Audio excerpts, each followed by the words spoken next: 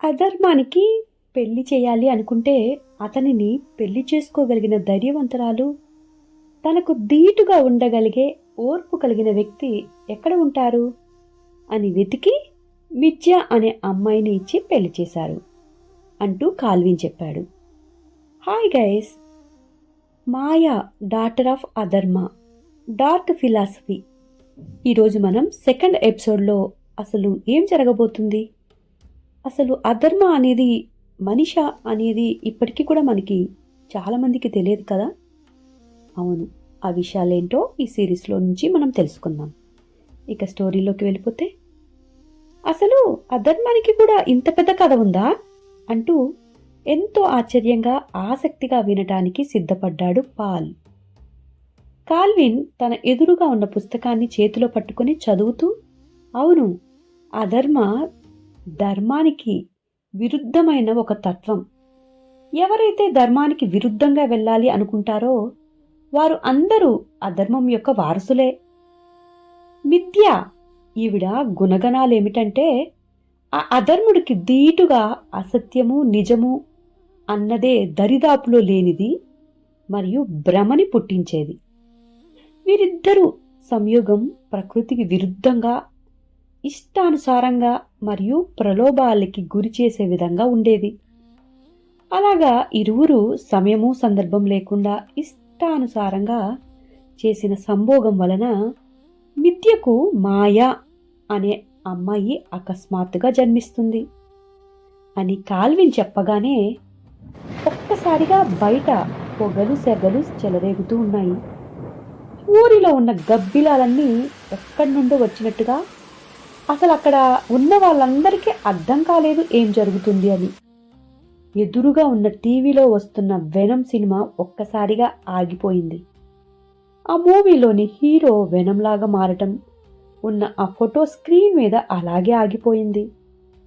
అప్పుడే పాల్, ఏంటిరా మనం సినిమాలలో చూపించినట్లు ఇక్కడ పుస్తకం చదవగానే అక్కడ మాయాదేవి గారు గాలిలోంచి ఎగురుకుంటూ మన దగ్గరికి వస్తారా ఏంటి అని నవ్వాడు. అప్పుడే తన వెనక బ్యాట్స్ వచ్చి వాలింది. సడన్గా ఒక్కసారిగా తను వెనుకకి వచ్చి కూర్చోగానే తనకి ఒక క్షణం ఉలిక్కిపాటు అయ్యి పైకి లేచి నిలబడ్డాడు పాల్. ఎందుకురా భయపడ్డావు? ఇందాకేగా బ్యాట్ గాల్ వస్తే పెళ్లి చేసుకుంటాను అని చెప్పావు, మరిప్పుడు నీ పక్కన వచ్చి కూర్చుంటే ఎందుకు తెగ భయపడిపోతున్నావు అంటూ సరదాగా పాల్ని ఆట పట్టించాడు కాల్విన్. అవును, నేను చెప్పింది నిజమే. ఎక్కడ అమ్మాయి ఏం రాలేదు కదా, నా పక్కన వచ్చి కూర్చుంది అమ్మాయి కాదు కదా, బ్యాట్ కదా అన్నాడు. సడన్గా కరెంటు పోయింది, కానీ టీవీ మీద స్క్రీన్ మాత్రం ఆగలేదు. అరే ఏంటి, ఇన్వర్టర్ పనిచేయటం లేదా? మొత్తం ఇంట్లో కూడా పవర్ పోయిందేంటి, ఏం జరుగుతుందిరా అని పాల్ తన మొబైల్ ఓపెన్ చేయడానికి ట్రై చేశాడు. కానీ తన చేతిలో ఉన్న మొబైల్, కాల్విన్ చేతిలో ఉన్న మొబైల్ ఫోన్స్ అన్నీ కూడా సడన్గా స్విచ్ ఆఫ్ అయిపోయాయి. పాల్ తన చేతిలోని ఫోన్ తీసుకుని, ఏంటిరా, ఇందాకే కదా నేను 100% ఛార్జ్ అయిందని తీసేశాను, మొబైల్ స్విచ్ ఆఫ్ అవడంతో ఏంటి ఇలా జరిగిపోయింది అన్నాడు. హే, ఇందాక మన గార్డెన్లో ఏదో పెద్ద శబ్దంతో కింద పడిపోయింది కదా, సో దాని ఎఫెక్ట్స్ తోటి పవర్ స్టేషన్ జామ్ అయిపోయి ఉంటుంది, నువ్వేమి కంగారు పడకు, అదే వస్తుందిలే అన్నాడు కాల్విన్. అప్పుడే బయట డోర్ కొట్టిన శబ్దం వినపడింది. ఏంటి, మామ్ అప్పుడే వచ్చి ఉంటుందా అంటూ జాగ్రత్తగా లేచి తలుపు తీశాడు కాల్విన్. బయట అంతా కూడా చీకటి, ఊరంతా కరెంటు పోయినట్లు అనిపిస్తుంది. కళ్ళని నలుపుకుంటూ ఎదురుగా ఎవరున్నారు అని చూశాడు. ఒక అందమైన అద్భుతమైన రూపంతో ట్రాన్స్పరెంట్గా ఉన్న ఒక ఇండియన్ ట్రెడిషనల్ చీరతోటి ఒక అమ్మాయి వెనుకకు తిరిగి నిలబడి ఉంది. కాల్విన్ మనకెందుకులే అనుకుని తలుపు వేయబోయాడు. ఆ అమ్మాయి తన ముఖాన్ని కనపడకుండా చీర కొంగుతో కప్పుకుని, ఎక్స్క్యూజ్ మీ, నేను మీకు ఆపోజిట్గా ఉన్న ఫ్లాట్లోకి ఈరోజే వచ్చాను. ఏమిటో తెలియటం లేదు, ఉన్నపాటుగా పవర్ సప్లై ఆగిపోయినట్లుంది. నాకు ఇక్కడ ఏమి దొరుకుతాయి ఏంటి అనేది అస్సలు తెలియటం లేదు. నేను ఇండియా నుండి వచ్చాను. ఈ అపార్ట్మెంట్కి జనరేటర్ సప్లై ఉండదా? పవర్ పోయినా కూడా అది ఉండాలి కదా అని ప్రశ్నల మీద ప్రశ్నలు అడిగేస్తూ ఉంది. అంత అద్భుతమైన గొంతుని విన్నా పాల్ రూమ్లో నుండి పరిగెత్తుకుంటూ బయటకు వచ్చేశాడు.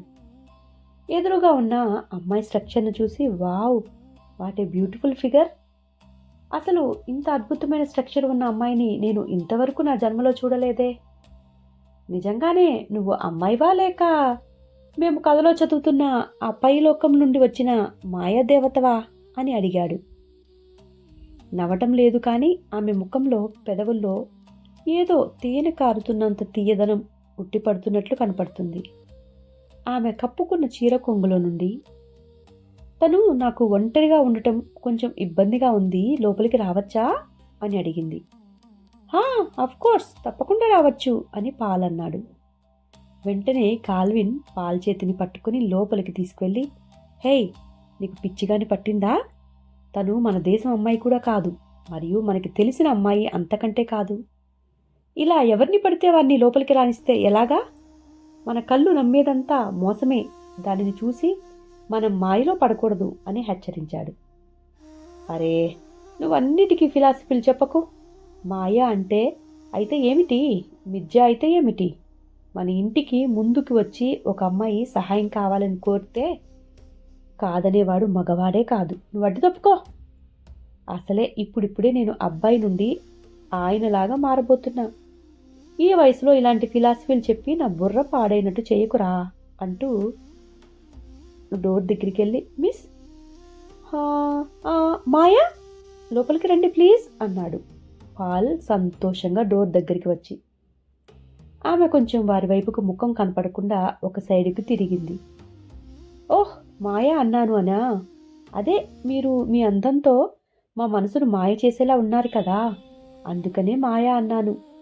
జనరల్గా పరిచయం అయిన వెంటనే మీ పేరు అడిగితే నేనేదో మీ మీద స్పెషల్ ఇంట్రెస్ట్ కొద్దీ మీ వివరాలు తెలుసుకుంటున్నా అనుకుంటారు కదా అని అంటూ చిన్నగా నవ్వుతూ చెప్పాడు. ఆమె ఏమీ మాట్లాడకుండా లోపలికి అడుగు పెట్టగానే మొదటిసారిగా ఆమె కళ్ళు ఎదురుగా ఉన్న టీవీ స్క్రీన్లోని వెనం మీద పడ్డాయి. ఆమె చూపు టీవీ స్క్రీన్ మీద అలాగే కొంచెం సేపు నిలిచిపోయింది. వెనం రూపం టీవీ స్క్రీన్ మీద అలా ఫ్రీజ్ అయినట్లే ఆమె కళ్ళల్లోనూ ఒక్క క్షణం ఆ రూపం నిండిపోయింది. ఆమె పెదవుల మీద ఏదో తెలియని నవ్వు వచ్చింది ఆ రూపం చూడగానే.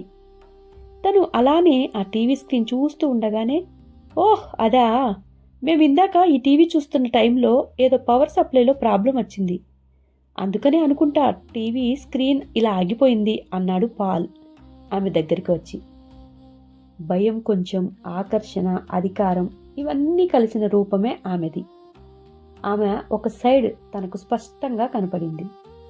బయట ఒక్కసారి మెరుపు వచ్చి ఆగిపోయిన వెలుతురికి, మీరేంటి ఇంత అందంగా ఉన్నారు, మాయలోకం నుండి నిజంగా దిగిరాలేదు కదా అన్నాడు ఆమె చెంపల్లో మెరిసిపోయేలా ఉన్న నునుపును చూస్తూ పాల్.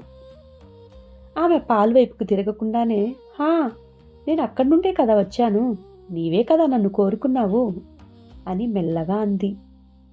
ఆ గొంతు వినగానే కాల్విన్ గుండెలో ఒక్కసారిగా ఏదో అపశృతి జరగబోతుంది అన్నట్లుగా తన మనసు బరువెక్కింది. ఇది సాధారణ గొంతులా లేదు, మాట కూడా ఏదో మిస్టరీని దాచుతున్నట్లు ఉంది అన్న భావన అతనిలో మెదిలింది. పాల్ మాత్రం ఇంకా ఆమె అందంలోనే మునిగిపోయి, నీకు ఈ సినిమా ఇష్టమా అని అడిగాడు. ఆమె టీవీ వైపు చూసి తిప్పి పాల్ వైపుకు ఒక సైడ్కి తిరిగి చూసింది. సినిమా అంటే ఇష్టమా అంటే ఏ సినిమా అని అడిగింది. అదే టీవీ మీద ఉంది కదా వెనం అన్నాడు తను వచ్చేటప్పటి నుండి తన చూపు తిప్పుకోకపోవటం గమనిస్తూ. ఓహ్, ఈ సినిమాలా, నేను ఇంకా మీరు రోజు చేస్తూ ఉంటారు కదా, ప్రతిరోజు మీ అమ్మ మిమ్మల్ని అరుస్తూ ఉంటే ఏదో ఒక వేషాలు వేస్తూ ఉంటారు కదా, వాటిని సినిమాలు అనుకున్నాను అంది. అంతలోనే గదిలోకి బయట నుండి గాలి ఒక్కసారిగా విసురుగా తగిలి ఎదురుగా ఉన్న గోడ మీద ఫోటో కింద పడిపోయింది. ఏవో గోడలపై నీడలు కదులుతున్నట్లుగా అనిపించాయి. కార్నర్లో ఉన్న ఆ బ్యాట్ రెక్కలు విప్పి మళ్లీ మూసుకుంది.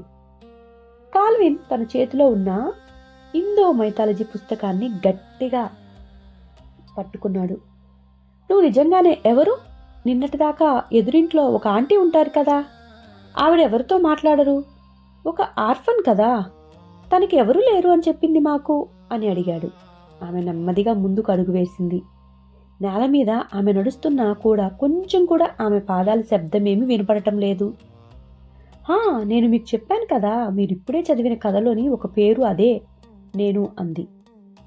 పాల్ ఆశ్చర్యంగా, మిథ్యా? మీరు అధర్మ భార్య మిథ్యనా ఏంటి కొంపదీసి అన్నాడు. ఆమె తన తల చిన్నగా కాదు అన్నట్లు ఊపుతూ కాదు అని చెప్పింది. గదిలోని లైట్స్ అన్నీ ఒక్కసారిగా వెలిగి ఆగిపోయాయి. టీవీ స్క్రీన్ మీద వెనం చిత్రం కరిగిపోయినట్లుగా మారిపోయింది. ఆమె పెదవుల మీద చిన్న చిరునవ్వుని తెచ్చుకొని, మాయా, నువ్వు నన్ను ఇందాక పిలిచావు కదా, అది నా నిజమైన పేరు మాయా అంది పాలు వైపుకి చిన్నగా చూస్తూ. ఆ పేరు చెప్పగానే మాయా మాయా అంటూ ఆ గదిలో ప్రతిధ్వనిలా వినిపించింది. కాల్విన్ వెనక్కి అడుగు వేశాడు. ఇది భ్రమా లేక నిజమా అని అతని మనసు ఎందుకో తనని హెచ్చరిస్తుంది. మాయ మాత్రం నేరుగా వాళ్ళిద్దరినీ చూడకుండా ఒక సైడ్ని మాత్రమే చూపిస్తూ టేబుల్ మీద ఉన్న పుస్తకాలను చూస్తూ, మీరేదో ఇండో మైథాలజీ చదువుతున్నారు కదా, మీరు చదివింది జస్ట్ మొదటి పేజీ మాత్రమే, మిగతా అసలు కథ ఇప్పుడు మొదలవుతుంది అని చెప్పింది. అప్పుడే బయట ఎక్కడో గట్టిగా పిడుగుపడినట్టు శబ్దం వచ్చి మెరుపు మెరిసింది. ఆ రూమ్లోని చీకట్లో ముగ్గురు నీడలు గోడలపై ఒక్కటిగా కలిసిపోయాయి. హాయ్ గైస్, ఎలా ఉంది ఈ స్టోరీ? మీకు నచ్చిందనే అనుకుంటున్నా. నిజంగా మాయ చెప్పినట్లు పైనుండి దిగి వచ్చిన ఆ అధర్మ కూతురైతే కాదు కదా? ఏమో, నెక్స్ట్ ఎపిసోడ్లో చూసేద్దామా? అసలు నిజమేంటి, అసలు వచ్చిన అమ్మాయి ఎవరు, ఆ మిస్టరీ ఏంటి, కరెంట్ ఎందుకు పోయింది, ఇవన్నీ నాకు కూడా వింతగానే ఉన్నాయి. ఎందుకంటే నేను కూడా అర్థం కాలేదు అసలు ఈ స్టోరీ ఎందుకు రాస్తున్నానో. మైండ్లోకి ఆటోమేటిక్గా వచ్చింది, ఎప్పటి నుండో రాయాలి అనుకుంటూ ఉన్నాను. ఈ రోజుకి నిన్నటి నుంచి కుదిరింది. ఐ హోప్ మిస్ కాకుండా, మధ్యలో ఆపకుండా కంటిన్యూ చేసి ఫాస్ట్గా ముగించాలి అని కోరుకుంటున్నాను. మీ అందరు కూడా విష్ చేయండి. నా ఛానల్ని సపోర్ట్ చేస్తున్న మీ అందరికీ చాలా చాలా థ్యాంక్ యూ. నెక్స్ట్ ఎపిసోడ్ కోసం ఎదురు చూస్తూ ఉంటారు కదా. నా ఛానల్ని ఒకవేళ సబ్స్క్రైబ్ చేసుకోకపోతే చేసుకుంటారా? మరొక 120 మెంబర్స్ అయితే నా ఛానల్ మానిటైజేషన్ అవుతుంది.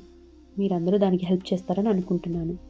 Thank you guys. నెక్స్ట్ ఎపిసోడ్లో కలుద్దాం. బాయ్.